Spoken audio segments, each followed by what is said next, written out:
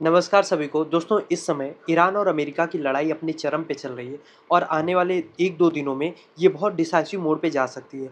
ऐसे में ईरान से एक ऐसी खबर आ रही है जिससे खास तौर पे अमेरिका बहुत ज़्यादा बेचैन है। दरअसल ईरान की असेंबली ऑफ एक्सपर्ट्स ने आधिकारिक तौर पे मुज्तबा खामनेई को देश का तीसरा सुप्रीम लीडर घोषित कर दिया है। अब यहाँ पे आपको समझना होगा कि ये केवल एक नॉर्मल सत्ता परिवर्तन नहीं है। सत्ता परिवर्तन वैसा होना चाहिए जैसा अमेरिका और इजराइल चाह रहे हैं।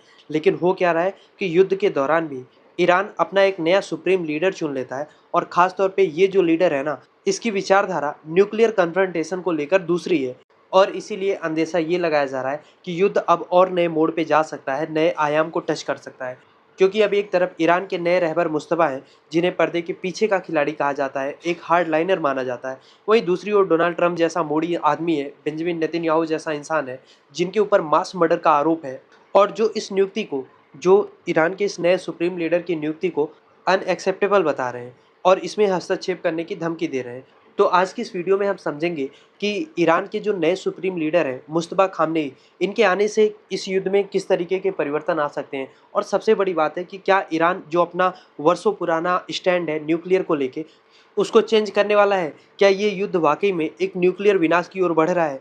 सब कुछ हम बहुत आसान भाषा में समझेंगे। पर सबसे पहले आप ये समझिए, जैसा कि आपको पता ही है, ईरान में नए सुप्रीम लीडर का चुनाव हुआ है क्योंकि 28 फरवरी को इजराइल और अमेरिका के संयुक्त हवाई हमले में अयतुल्ला अली खamenei की मृत्यु के बाद ईरान में नेतृत्व का संकट पैदा हुआ था। अब ये संकट तो दूर हो गया है और सूत्रों के मुताबिक जो खबर आ रही है कि ये चयन प्रक्रिया सामान्य हुई भी नहीं है, क्योंकि 3 मार्च को जब असेंबली ऑफ एक्सपर्ट्स की ऑनलाइन मीटिंग हुई ताकि नए सुप्रीम लीडर को चुना जा सके, तो उस मीटिंग में जो ईरानियन सेना है, ईरानियन मिलिट्री है जिसको आईआरजीसी कहते हैं, उसका काफ़ी दबाव था। क्योंकि वो अपने हिसाब से युद्ध के इस नाजुक मोड़ पे एक ऐसा सुप्रीम कमांडर चाहते थे जो ना केवल धार्मिक ज्ञान जिस रखता हो, बल्कि मिलिट्री ऑपरेशंस में भी माहिर हो। अब मुस्तफा खामनेई की बात करें तो ये पिछले कई दशक से अपने पिता के ऑफिस में पर्दे के पीछे से सुरक्षा एजेंसियों के बीच में एक ब्रिज का काम कर रहे हैं और ये सेना की पहली पसंद थे। और इसीलिए जो खबर आ रही है उसके मुताबिक असेंबली ऑफ एक्सपर्ट्स की मीटिंग में सेना का काफ़ी दबाव था कि मुस्तफा खामनेई को ही सुप्रीम लीडर ईरान का चुना जाए और इवेंचुअली वो चुने भी गए। और अगर जानकारों की माने तो मुस्तफा के आने के बाद ये चीज़ तो साफ हो गई है कि ईरान अब बिल्कुल समझौते के मोड में नहीं है। और ख़ास तौर पे अगर हम परमाणु हथियार की बात करें तो नए लीडर के आने से उसमें भी काफ़ी ज़्यादा चेंज होगा, क्योंकि जो इनसे पहले इनके पिता थे अली खामनेई, उन्होंने बाकायदा फतवा जारी किया था कि परमाणु हथियार बनाना इस्लाम के खिलाफ है, इसीलिए ईरान परमाणु हथियार नहीं बनाएगा। ये ईरान का ऑफिशियल स्टैंड था।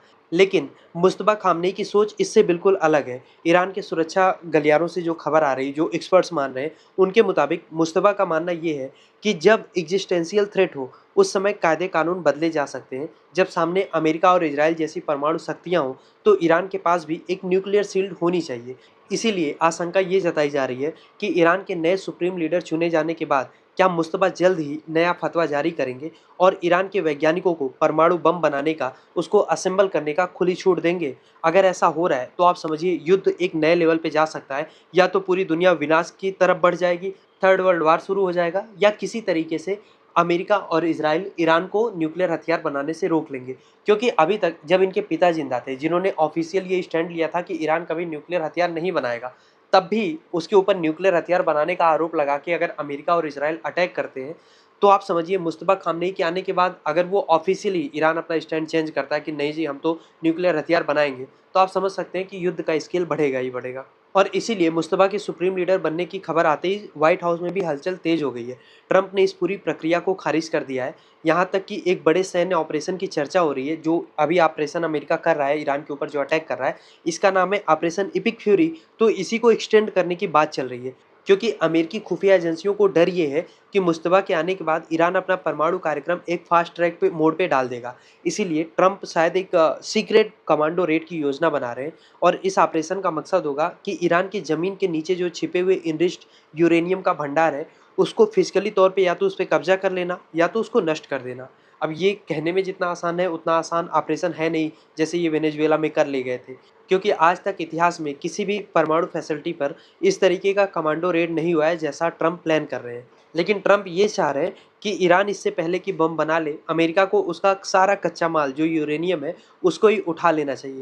लेकिन सवाल ये है कि क्या ये इतना आसान होगा, या अमेरिका के लिए ये एक सुसाइडल मूव होगा अगर वो ऐसा करते हैं। और वहीं पे अगर हम मुस्तफ़ा खामनेई की बात करें तो वो भी कोई नए खिलाड़ी नहीं है, भले आपने उनका नाम इससे पहले नहीं सुना हो, लेकिन 56 वर्षीय मुस्तफ़ा पिछले 20 सालों से अपने पिता के एक शैडो कमांडर के रूप में सत्ता के पीछे के जितने भी कामकाज हैं उसको सँभाल रहे थे। वो अपने पिता के सबसे भरोसेमंद सलाहकार ही नहीं थे, बल्कि जो ईरानियन सेना है IRGC, उससे भी उनके रिश्ते बहुत गहरे हैं। इसके अलावा अगर इतिहास की बात करें तो 1980 के दशक में ईरान-इराक युद्ध के दौरान भी मुस्तफ़ा एक फ्रंट लाइनर के रूप में देखे गए थे। यानी कि उनके पास युद्ध का प्रत्यक्ष अनुभव भी है। उनके विरोधी उन्हें षड्यंत्रकारी कहते हैं, लेकिन उनके समर्थक उन्हें ईरान का रक्षक मानते हैं। इसके अलावा अली खामनेई जो उनके पिता थे, वो पुराने स्कूल के लीडर थे, मतलब उनकी थॉट जो थी वो पुरानी थी। मस्जिदों और सार्वजनिक सभाओं में विश्वास रखते थे और इसीलिए शायद उनको आसानी से अमेरिका और इज़राइल ने टारगेट भी कर लिया। लेकिन उनके बेटे मुस्तफ़ा न्यू जनरेशन के लीडर हैं, जो नई तकनीक, जैमिंग सिस्टम और शैडो लीडरशिप का इस्तेमाल करना जानते हैं। इसीलिए इतना आसान भी नहीं होगा ईरान और इज़राइल को उनको निपटा पाना, उनकी हत्या कर पाना। इसके अलावा इस जंग के पीछे के 2 और भी बड़े खिलाड़ी हैं, रसिया और चाइना, जो आपको सामने से नहीं दिखते होंगे। लेकिन खबर ये है कि मुस्तफ़ा की सुरक्षा के लिए रूस ने अपने सबसे आधुनिक इलेक्ट्रॉनिक वारफेयर सिस्टम को तेहरान भेज दिया है। चीन ने भी ईरान की आर्थिक मदद का भरोसा दिया है, ताकि वो लंबे समय तक इस युद्ध को झेल सके। और ऐसे में अगर अब ईरान परमाणु बम की दिशा में अपना कदम बढ़ाता है, तो मिडल ईस्ट में एक ऐसी आर्म्स रेस शुरू हो सकती है, जिसको संभालना ट्रंप और नेतन्याहू के बस की बात भी नहीं होगी। सऊदी अरब और यूएई जैसे जो पड़ोसी देश हैं, वो भी अपनी सुरक्षा के लिए फिर परमाणु विकल्प तलाशना शुरू करेंगे। तेल की कीमतें पहले ही $114 प्रति बैरल जा चुकी हैं। तो कहने का मतलब ये है कि ईरान का जो युद्ध चल रहा है, वो केवल रीजनल नहीं होने वाला है, ये एक ग्लोबल इकोनॉमिक डिजास्टर का संकेत दे रहा है। इसके अलावा अगले 48 घंटों में कुछ निर्णायक, कुछ डिसाइसिव होने की जो आशंका जताई जा रही है, उसके पीछे का रीज़न ये है कि मुस्तफ़ा खामनेई ने पद संभालते ही अपनी सेना को टोटल वार के लिए तैयार रहने को कहा है। उधर इजराइल के प्रधानमंत्री बेंजामिन नेतन्याहू ने साफ कर दिया है कि वो नए सुप्रीम लीडर को किसी भी कीमत पर सेटल होने का मौका नहीं देंगे। तो जाहिर सी बात है कि आप उनको निपटाने की कोशिश करेंगे, और जैसा कि मैंने बताया, ये उतना आसान होने वाला नहीं है। रसिया और चाइना भी काफ़ी हद तक पर्दे के पीछे से ईरान को सपोर्ट दे रहे हैं। अमेरिकी कमांडो रेड की जो खबरें आ रही हैं, तो अगर ये खबर सच साबित होती है, तो ईरान सीधे तौर पे जो अभी स्ट्रेट ऑफ हार्मुज़ को टेम्परेरी बंद किया गया है, वो एक लंबे टाइम के लिए बंद हो सकता है, जिससे पूरी दुनिया की सप्लाई लाइन ठप हो सकती है। तो यानी कि ईरान के नए सुप्रीम लीडर के आने के बाद काफ़ी सारी आशंकाएँ जताई जा रही हैं कि क्या ईरान के नए सुप्रीम लीडर कोई नया फतवा जारी करेंगे कि ईरान अब ऑफिशियली परमाणु हथियार बना रहा है, या उससे पहले ट्रंप एक कमांडो रेड करके ईरान के यूरेनियम को या तो डिस्ट्रॉय करेंगे, फिजिकली करवाएंगे अपनी सेना से, या उसको उठा लेंगे। और ये इतना आसान स्टेप नहीं होगा, मुंह से कहने वाली बात नहीं है, पसीने छूट जाएंगे। तो बॉटम लाइन ये है कि आने वाले 24 से 48 घंटे बहुत ज़्यादा डिसाइसिव होने वाले हैं। ईरान युद्ध के बीच में नए लीडर आ चुके हैं, नया टास्क सेट कर लिया है अमेरिका ने, खासतौर पे ट्रंप ने अपने लिए। तो कौन सक्सीड करेगा इसमें, कौन बुरी तरीके से इसमें एम्बैरेस होगा, ये आने वाला 24 से 48 घंटा तय करेगा। लेकिन एक चीज़ पहले से ही डिसाइड हो चुकी है कि अमेरिका की दादागिरी पे एक बहुत बड़ा बट्टा ईरान ने लगा दिया है। जीत हार मैटर नहीं करता है, पर जिस ढिठाई से, जिस आत्मविश्वास के साथ ईरान ने अमेरिका और इजराइल का अकेले सामना किया है, जितना नुकसान इन्होंने अमेरिका का किया है, उसने अमेरिका का जो सुपर पावर वाला इमेज है ना, उसमें बहुत बड़ा डेंट लगा दिया है।